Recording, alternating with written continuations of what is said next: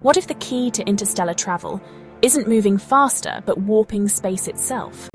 That's the radical idea behind a warp drive, and it's no longer just science fiction.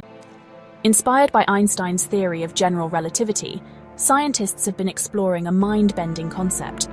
Instead of pushing a ship space, what if we bent space the ship, compressing the space ahead of it and expanding it behind like surfing a wave through the fabric of space-time? In 1994, physicist Miguel Alcubierre proposed a model for how this might work, now famously called the Alcubierre Drive. It wouldn't technically exceed the speed of light, which relativity forbids, but it would allow a spacecraft to travel immense distances in a fraction of the time. The catch required a ridiculous amount of energy, more than the mass of the known universe and exotic matter with negative mass, something we've never observed.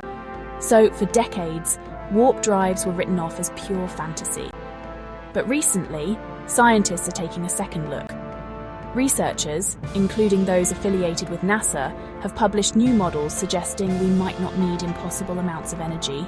In fact, one 2021 paper claims that a soliton warp bubble could be created with only classical physics, no exotic matter required. It's still incredibly speculative. We're not building warp-capable ships anytime soon, but the math is finally catching up with the imagination.